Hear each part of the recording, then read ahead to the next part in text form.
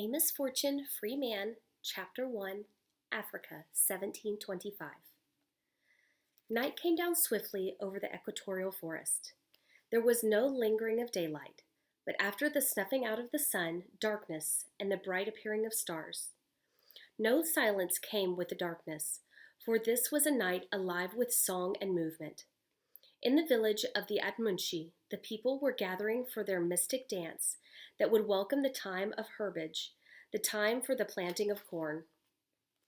Into the center of the clearing, surrounded by small conical huts, that was the village, a wooden drum had been brought. With solemn reverence, Sala, the old wise man of the tribe, approached and began beating it. It was not long the only sound in the darkness.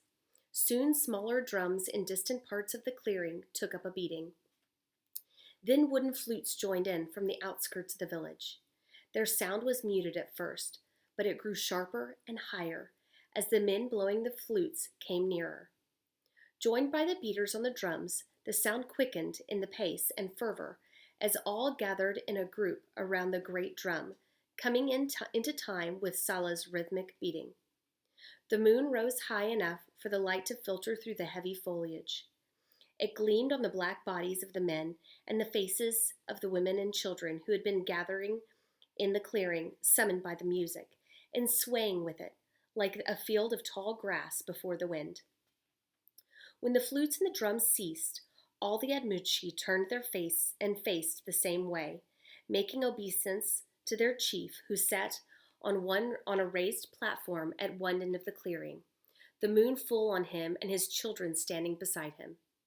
Atmun, the young prince, was tall and powerfully built, though he had seen no more than 15 summers.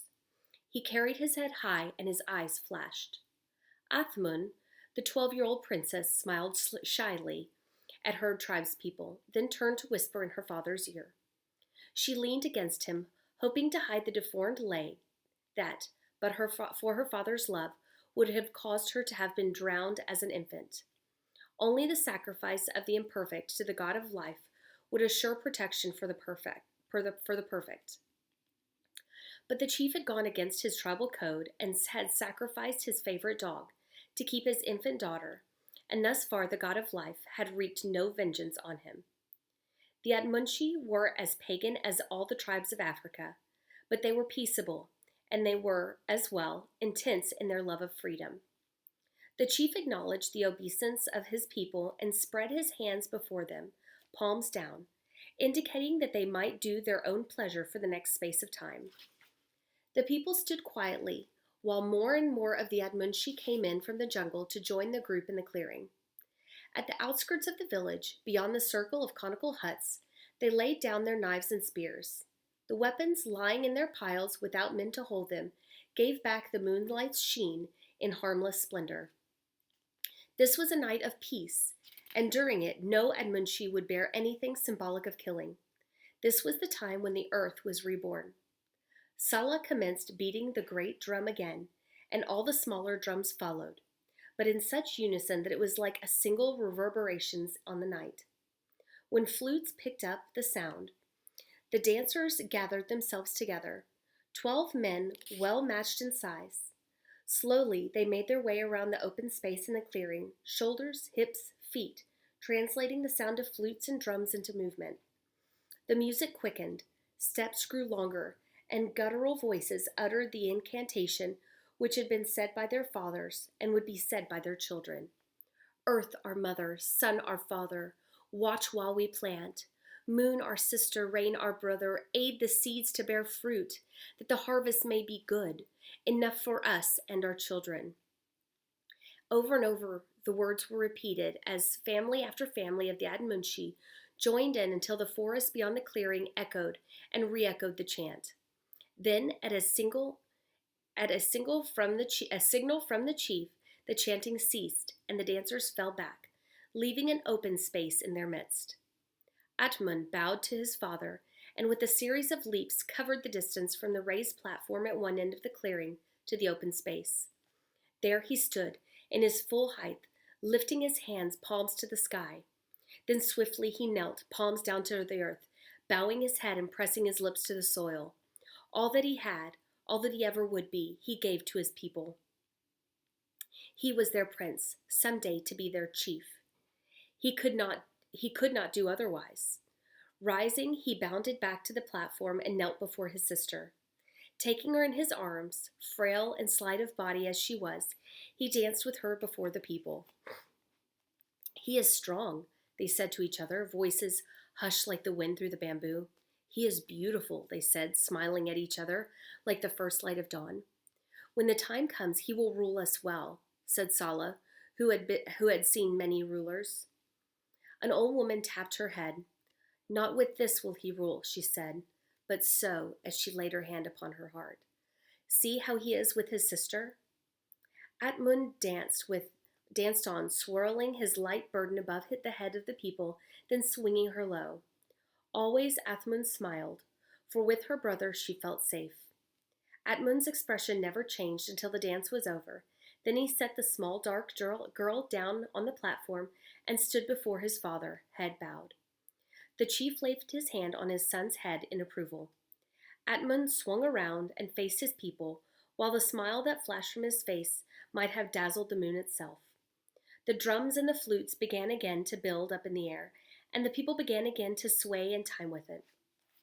Atmund, young, strong, tireless, leapt into their midst, leading the Admunci in a tribal dance until the whole clearing seethed with joyous, ecstatic motion.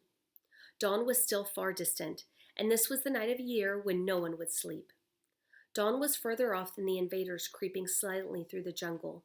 100 black men, commanded by 3 whites. Stealthily, they surrounded the village, making sure that their line was within the piles of knives and spears that the Admunci had left. Dropping to their knees at a given signal, they held their guns, took aim, and waited, tense in silence for another signal. One of the white men raised his arm, and 100 muskets blazed into the night. The dancing people stopped and looked skyward. Then they fell to their knees, bewildered, fearful only of one thing, that they had offended the spirit of the night. The chief slumped forward. All of the muskets had been aimed into the treetops. All of the muskets but one had been aimed into the treetops. Atmund rose to his feet and bounded across the clearing to kneel by his father. Then, in the strange and fearful stillness of the jungle night, he knew what had happened. He stood tall and held out his hands to his people, but no smile flashed from his lips. There was not time for the Admunci to acknowledge the gesture of their new chief. With cries and shouts, the slavers advanced on the village. Seeing them, the Admunci screamed wildly and ran across the clearing, trying to reach their chief, who stood above them in strength and power, symbolizing protection. But the slavers, advancing among them, tossed the Admunci like leaves in the wind. Seizing the strongest and tallest, they quickly clamped wrists and ankles shackles on them, thrusting aside the old men and women and the little children. A white man approached the platform where Atmund was standing, his arm around Athmund. The white man uttered a volley of words, sharp as the sound of the muskets had been in Atmund's ears, and less meaningful. But Atmund would not lower himself to respond.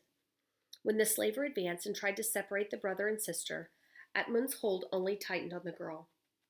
The white man hesitated. He had seen fire flashing from the eyes of the tall black youth, and he was afraid. A second white man, fully armed, approached from one side, and seeing him gave the slaver courage. Stepping forward, he seized Athmund and hurled her to the ground. When Atmund reached out for her to help her, the 2 whites secured his wrists with bamboo whips and threw him down to chain his ankles. "He's a likely one," the slaver muttered, "and should fetch a good price, but he's dangerous. Tighten those irons." Dawn came. The Admunci men and some of the women stood in a long line, chained together, in a clearing surrounded by the conical huts. Those whom the slavers had not wanted cowered together, too stunned for any utterance. Commands were barked out that meant nothing to the Admunci. Then the crack of a lash started, the long line moving slowly. Seeing them disappear into the jungle, the old men and women and the little children set up a low wailing. It was so soft at first that it was scarcely audible, but it grew in volume and intensity. Desolate, deprived of their youth, their strength, their leadership, what were the handful of old people and children to do in the jungle? The line filed slowly on as the best of the Admunshi, with bowed heads and bowed shoulders, stumbled into the unknown. Only a youth at the end of the line still carried his head high. Past the raised platform they went, past the huddled form of a young girl, and only the sound of her weeping let them know that she was alive. Passing her, Atmund suddenly bent low and said something to her. Then he raised his head again. The slaver, bringing up the rear, came forward with his lash. Atmund cringed as he felt it, but he uttered no sound, though for the rest of his life his back would bear the marks made on it by the white man's lash. Athmund lifted her head and listened until she could no longer hear the dull thud of footsteps echoing on the jungle floor. She rose to her feet with difficulty, then holding her hands open and outspread, as was the custom of her tribe, and advanced slowly toward her people. Atmund had reminded her that her birth had made her the servant of her people. He was still a prince, though chains bound him, and she was a princess. Neither one could escape the work they had been born to do.